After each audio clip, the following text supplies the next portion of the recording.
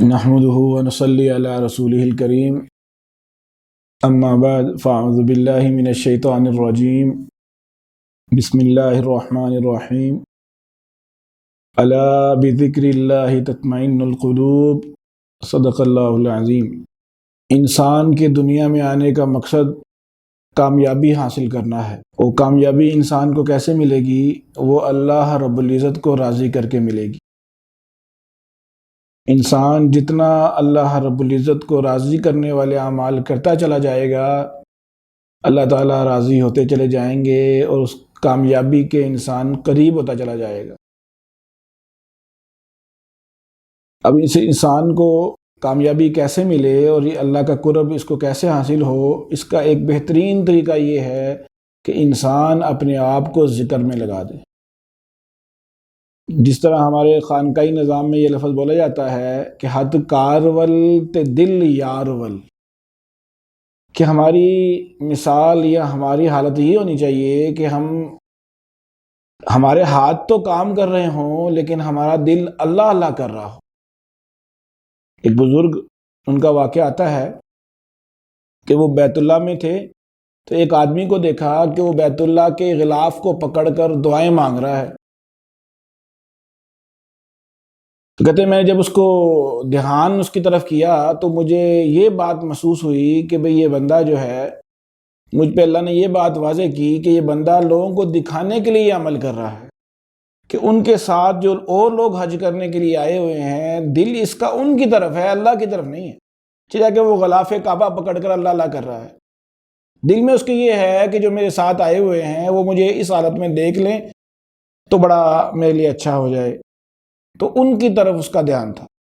پھر کہتے اسی طرح میں نے ایک جگہ پر حج کے دوران ہی ایک نوجوان کو دیکھا جو بازار میں کوئی چیزیں بیچ رہا تھا، تو کہتے کہ اس کو دیکھ کر مجھ پر اللہ نے یہ چیز الہام کی کہ وہ آدمی جو ہے اس کا دل اللہ کی طرف تھا۔ بازار میں بیٹھا ہوا ہے، چیزیں بیچ رہا ہے، خرید و فروخت کر رہا ہے، لیکن اس کا جو دل تھا وہ اللہ کے ساتھ جڑا ہوا تھا۔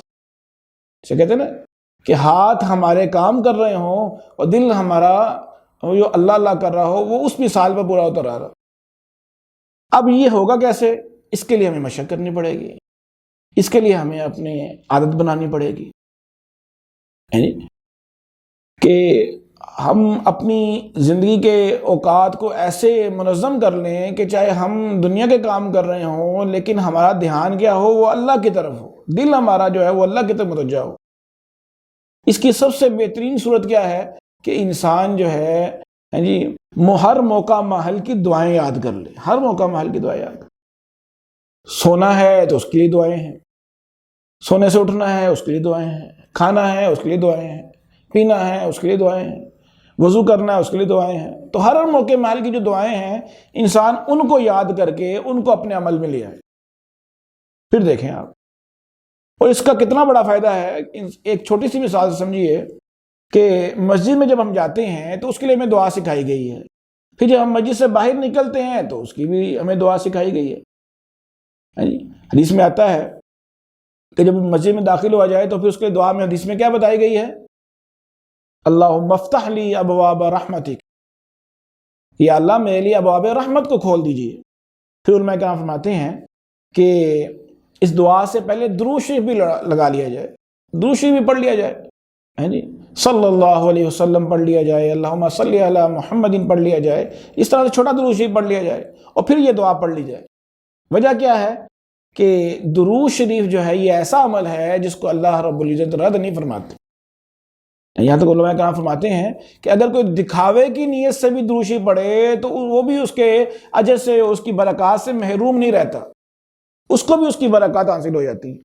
تو جب انسان مسجد میں داخل ہو اور اللہ سے یہ دعا کرے اللہم افتح لی ابواب رحمتک، تو اس سے پہلے درود شریف پڑھ لے وہ، تو اللہ تعالیٰ کی ذات تو رحمت للعالمین ہے، وہ مہربان ہے، سب مہربانوں سے بڑھ کر مہربان ہے وہ۔ تو وہ انشاءاللہ ایسا نہیں ہوگا کہ ہمارے درود شریف کو تو وہ قبول کر لیں اور آگے جو ہم دوسری دعا مانگ رہے ہیں اس کو رد کر دیں، ایسا نہیں ہے۔ یہ دنیا دار لوگ ہو سکتا ہے ایسا کرتے ہوں کہ آپ کسی کو کوئی دو انعام دیں تو وہ اچھی چیز کو لے لے اور کم اچھی چیز کو واپس کر دے، نہ لے، قبول نہ کرے۔ اللہ رب العزت کے ہاں ایسا نہیں ہے۔ اللہ رب العزت جو ہے جب اس کی درود شریف والے عمل کو قبول کر لیں گے تو اگلی آنے والی دعا کو بھی اللہ قبول فرما لیں گے۔ تو پھر جب انسان دعا مسجد سے باہر نکلے تو پھر اس کے لیے بھی دعا بتائی گئی ہے، اللہم انی اسألک من فضلک و رحمتک۔ جب ہم یہ دعا مانگ لیں گے تو اب علماء کرام فرماتے ہیں کہ بھی اب یہاں سمجھنے کی بات یہ ہے کہ جب ہم مسجد میں داخل ہوئے تو ہم نے اللہ سے رحمت مانگی، اللہم افتح لی ابواب رحمتک۔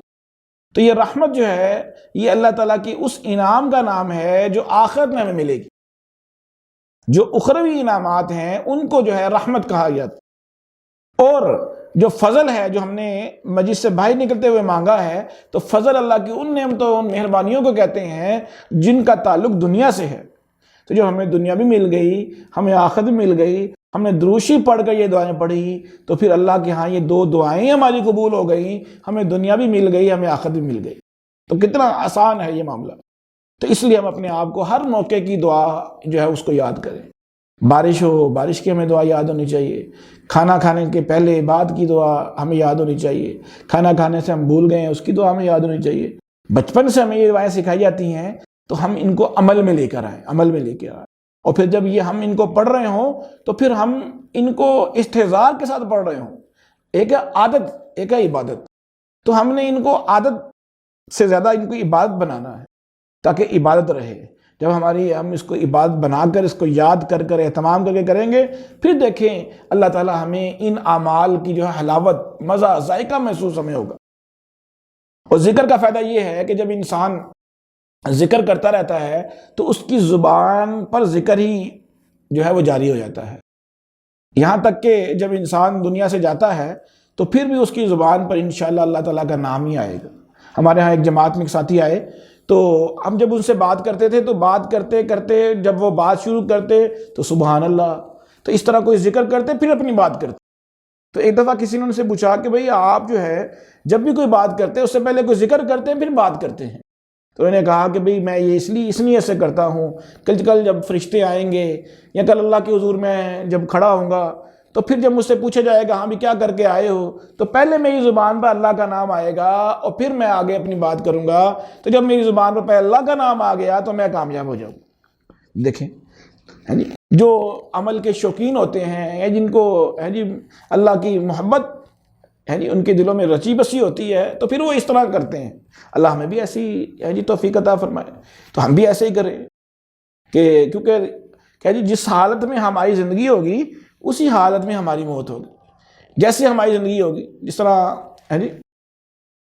ایک واقعہ ایک ڈاکٹر صاحب بیان کرنے لگے، انہوں نے غالباً ایک کتاب بھی لکھی تھی تو اس کتاب کے اندر انہوں نے یہ واقعہ لکھا ہوا ہے، واقعات لکھے ہوئے ہیں کہ جو آخری اوقات لوگوں کے ہوتے ہیں نا تو انہوں نے وہ بیان کیے ہیں۔ اس میں کہتے ہیں کہ میں دیکھتا تھا کہ اکثر یہ ہوتا تھا کہ کوئی سبزی والا ہے تو وہ اپنی سبزی کی آواز لگاتے ہوئے دنیا سے جا رہا ہے، کوئی کس شعبے کا ہے تو وہ اپنے اس شعبے کی آواز لگاتے ہوئے جا رہا ہے، کوئی اگر جو ہے وہ کنڈکٹر ہے تو اپنی کنڈکٹری کی آوازیں لگاتے ہوئے جا رہا ہے۔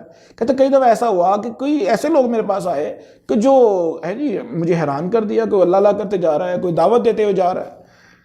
تو پھر میں جب محسوس کیا تو وہ ایسے لوگ تھے کہ جنہوں نے اپنی زندگی میں اس کو معمول بنایا ہوا تھا، تو جو زندگی کا ان کا معمول تھا تو وہی ان کی زبان پر آخری وقت میں بھی جاری ہو گیا۔ اس طرح کا ایک واقعہ نا ایک ڈاکٹر صاحب بیان کرنے لگے، کہتے ہیں کہ ہمارے ہاں جب کسی مریض کو آپریشن کے لیے بے ہوش کیا جاتا ہے تو بے ہوش سے جب وہ بندہ ہوش میں آتا ہے تو ہوش اور بے ہوشی کا جو درمیان کا جو ایک پیریڈ ہوتا ہے یہ ایک جو ہے اس وقت میں انسان اس کی زبان پر وہ جو اس کی معمولات ہوتے ہیں وہ جاری ہو جاتے ہیں، جس کا وہ عادی ہوتا ہے جو بھی کہہ لے انسان۔ تو اگر کوئی اللہ نہ کرے گانے سنانے کا عادی ہوگا تو گانے اس کی زبان پر جاری ہو جائیں گے، کوئی گالیاں اگر بکتا ہے تو گالیاں اس کی زبان پہ جاری ہوں گی۔ تو کہتے ہیں بعض دفعہ ہمارے پاس ایسے لوگ آئے کہ جو قرآن پڑھ رہے ہیں اس حالت میں بھی، کیوں؟ وہ قرآن کے حافظ تھے، قرآن کے شوقین تھے، قرآن کے پڑھنے پڑھانے کے شوقین تھے۔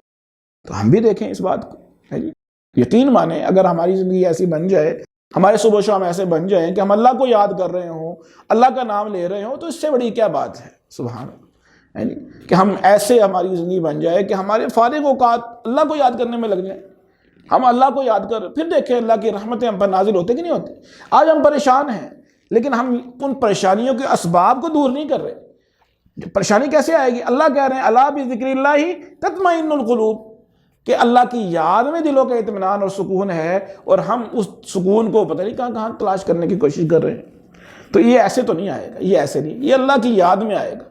ایک واقعہ بڑا عجیب، ایک ساتھی کارگاہ سنانے لگے کہ فرانس میں جماعت گئی، تو فرانس میں وہ جب ایک جگہ سفر کر رہے تھے تو اچانک ایک سنسان جگہ پر ان کو ایک عورت کے چیخنے کی آوازیں آ رہی تھیں۔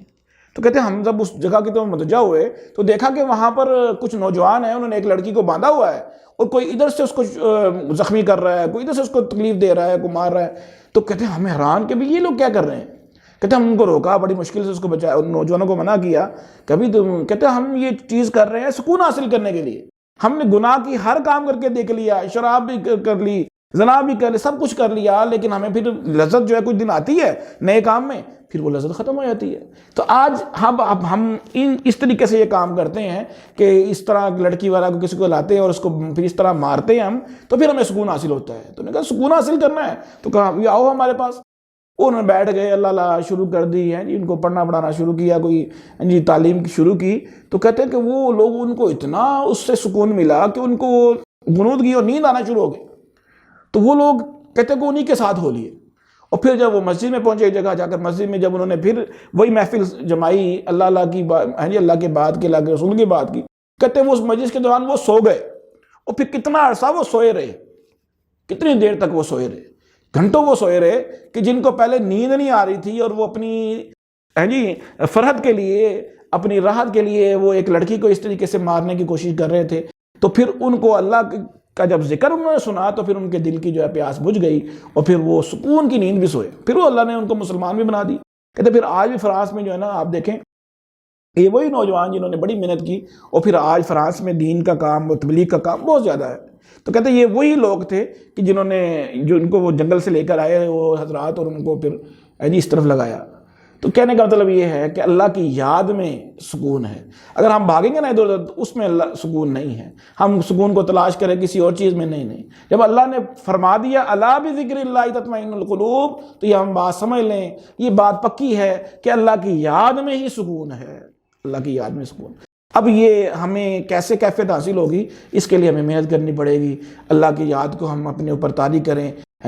اس کے لیے ادنا درجہ علماء کرام فرماتے ہیں یہ ہے کہ ہم صبح کے وقت ایک تسبیح سبحان اللہ کی پڑھ لیں، کسی کلمے کی سبحان اللہ والحمدللہ کی، ایک تسبیح درود شریف کی پڑھ لی جائے، ایک تسبیح استغفار کی پڑھ لی جائے، پھر شام کو بھی اس طریقے سے ہم یہ 3 تسبیحات پڑھ لیں، کم از کم درجہ یہ ہے۔ باقی یہ ہے کہ جتنا ہم اس کو زیادہ کرتے چلے جائیں گے اتنا ہی فائدہ ہے۔ پھر میں نے عرض کر دیا کہ اس کا اعلیٰ درجہ یہ ہے کہ ہر موقع محل کی ہم دعا جو ہے وہ ہم یاد کریں۔ تو اللہ سے دعا ہے کہ اللہ پاک ہمیں اس طرح یاد کرنے کی توفیق عطا فرمائیں، اس طرح اللہ ہمارے دلوں میں بس جائے کہ جب ہم دنیا سے جا رہے ہوں، جب ہماری روح نکل رہی ہو، تو ہماری زبان پر اللہ کا نام جاری ہو، اللہ کا کلام جاری ہو۔ اللہ سے دعا ہے جو کہا سنا گیا اللہ اس پر عمل کی توفیق عطا فرمائے۔